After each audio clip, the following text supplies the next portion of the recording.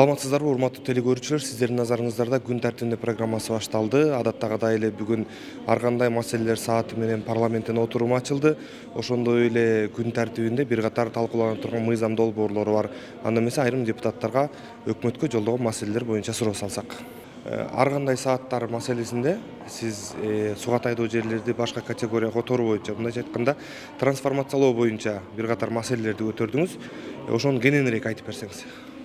Саламатсыздарбы. Эң негизгиси мына 2016 жылдан трансформация маселеси боюнча Жогорку кеңештен ведомстволук аралык комиссия түзүлүп, 6 фракциядан 6 депутат катышып, мына ушул маселени көтөрүп, бардык жерлерди өз жерине барып, ал жерден тактап, ушунчалык тыгыз иштедик. Жакшы иштеген нерсени азыркы күнү 24 апрелден баштап өкмөткө кирген, азыркы күнгө чейин эч кандай кыймыл жок да.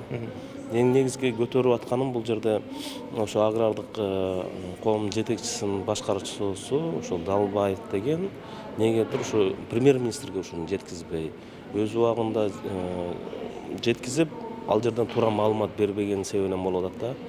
Мына бул жерде азыр бизде 42 миңден ашуун биздин жарандарыбыз бул нерсени күтүп отурат.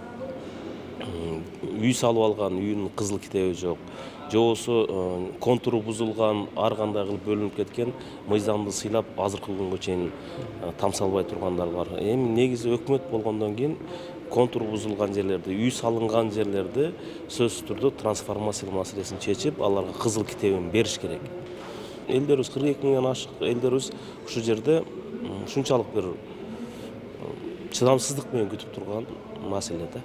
Бишкек жылуулук борборуна кара кечеден көмүр алып келүү боюнча маселелерди көтөрдүңүз. Бул негизи кандай болуш керек?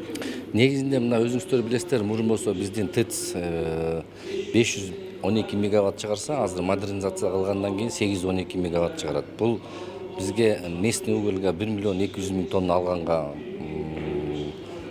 алганга болот. Эми мен мына Миңкуш кара кече Миңкуш участок агулак боюнча конкурс өткөрүп атат мамлекет. Бирок бул жерде төрагалык кылган Панкратов бар, Кожошов бар, Зилалиев бар. Ал комиссиянын ичинде дагы мен бармын. Могу жакындагы болгон отурумда Панкратов да келген жок, Кожошов да келген жок, Зилалиев да келген жок. Орун басары төрагалык кылып өткөрдү. 7 компания катышкан экен, бирөөсү да өтпөй калды.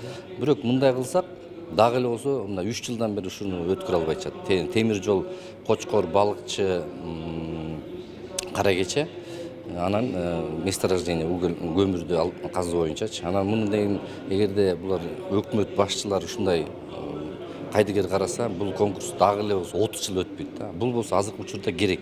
Анткени 2016 жылы 500 тонна эле 500 миң тонна чыгарышкан северный часть Кыргызстандыкы.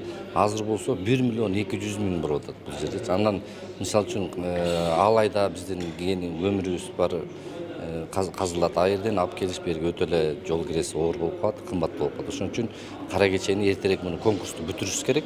Кайдыгер карабаш керек. Ошон үчүн мен премьер-министрге Ашырбек Мөнишке айттым, премьер-министр өзү көзөмөлдөсүн, төрагалык кылган кишилер келсин дагы бул конкурсту тезирээк өткөрүш керек. Ар кандай маселелер саатында сиз Кыргыз темир жолундагы болуп жаткан бир аз көйгөйлөр боюнча маселе көтөрдүңүз. Бул негизи эмнеге багытталды? Эми мунун багытталгандыгы ушу маселени мен депутат болуп келгенден бери көтөрүп жүрөм.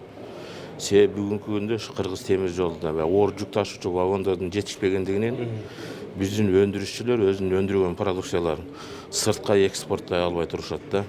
Мына былтыркы жыл боюнча эле айтсам, негизинен сыртка кайсы Өзбекстан менен Тажикстанга биздин түстүктөгү өндүрүүчүлөр өздөрүнүн өндүргөн товарларын экспорттойт. Мына анализдесек, былтыркы жылы 10 миң вагонго заявка түшкөн болсо, биздин өндүрүүчүлөрдөн бар болгону 4,5 миң гана вагон. Мындайча айтканда 45% гана алардын талабын аткарышты да. А быйылкы күнү болсо, быйылкы жылы бир дагы биздин Кыргыз темир жолунун оор жүк ташуучу вагону түштүктөгү 7 станцияда жок. Ошондуктан айлап, 2 айлап, 3 айлап биздин өндүрүүчүлөр өзүнүн өндүргөн көмүрүн, таштарын сыртка экспорттой албай отурушат да бүгүнкү күндө жана. Бул канча жолу кайрылып келе атат, бул маселе чечилбей атат. Бул маселе боюнча мен премьер-министрдин өзүнө дагы кирип кайрылгам. Ошо премьер-министрдин кийлигиши аркалысында буларга бир ай мурда мына Кыргыз Орус фондунан 8 миллион 380 миң 800 миң доллар акча бөлүнгөн. 7 жылдык мөөнөт менен жылдык пайызы 4%, ушу 150 жүк ташуучу вагондорду алуу боюнча. Мына буларды 12 апрелде тендер өткөн. Ошо вагонду кимден сатып алуу жөнүндө 4 компания катышкан. Бүгүнкү күндө булар ушу бирөөлөрдүн кызыкчылыгын көздөп мына 1,5 ай өттү. Жеңүүчүнү ушу аныкташа албай. Ошол маалда ушу вагондор жок, биздин өндүрүүчүлөр бүгүнкү күндө ошо кыйын акыбалга такалып турат да бүгүндөчү. Бул деген канча миллиондогон салык болот эле, канча жумушчу орундар болот эле. Ушулардын ушу оперативдүү маселени чечпегендигинен бүгүнкү ушундай көйгөйлүү маселе жаралды да. Өлкөдө кичи ГЭСтерди куруу боюнча, инвесторлорду тартуу боюнча бир катар маселелерди көтөрдүңүз. Негизинен ушул кичи ГЭСтерди куруу боюнча кандай иш аракеттер көрүлүш керек? Бул боюнча билесиздер да, буга чейин дагы кичи ГЭСтер курулуш боюнча бир топ инвесторлор келип кетти. Чехиядан келди, жана башка мамлекеттерден келип, жыйынтыгы жок кайра кетип баратат. Ошон үчүн мен ойлойм бүгүнкү күндө өкмөт бул эгер мини ГЭСтерди инвесторлорго тартуулаш үчүн биринчи бир проектini даярдаш керек. Кайсы жерге курулуп турганын даярдаш керек. Проектти даярдап, анан кийин законду толугу менен иштеп чыгып, кимге сатабыз аны, ким курат, ошолорду даярдап туруп, анан кийин инвесторлорго берсе, инвесторлор алгандан кийин буну көрүп туруп, олар билиш керек. Мынаны курсам болот экен, буну өкмөт сатып алат экен, мага гарантия бар экен деген ойдо болот. Олар гана бир гана алмаштырышы мүмкүн. Движокторунда там жакпаган болсо General Motors'унду коем деп бөлөк деген болушу мүмкүн да, или чоңураак объемдагыны кылам деген ойдо. Анан бүгүнкү күндө инвесторлорго биздин акчабыз болуп туруп, бизге проектибиз даяр туруп, анан кийин тендер объявить этсек, онда жарашат да.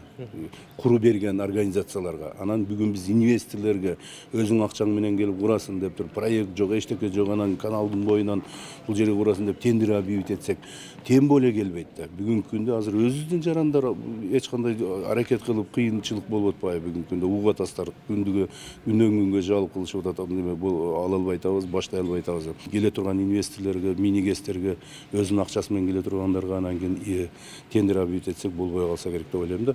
Мен билбейм, мен пассажирский бир аэропортторго эле тендер объявить этпесе, бул мини ГЭСтер бүгүнкү күндө кура турган болсок, тез күндүн ичинде көбөйтүп, наоборот, курушубуз керек.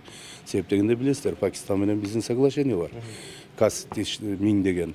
КАЗ-1000 18-жылы ишке түшүш керек бул. Себеп дегенде 9 центтен бул проект мен ойлойм кумтордон даже жакшы болот да. Себеп дегенде мондай сенада бүгүнкү күндө электр энергияны ар ким ала бербейт. Эгер ошо аткарбасак келишимди, биз олорго төлөм берип калабыз 9 центтен.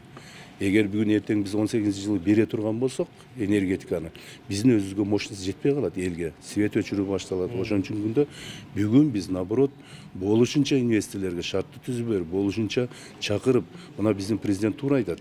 Келсин инвесторлор, кандай неме болсо биз түзүп берелик шартты деп. Ооба, президенттин саясаты туура. Ошону биздин калган өкмөт дагы, энергетика дагы бөлөк биздин чөйрөдөгү бүт министерство ушул нерсени колдоп туруп, туура жол багытта алып кетиш керек да. Мен шуну айтып кетким келет.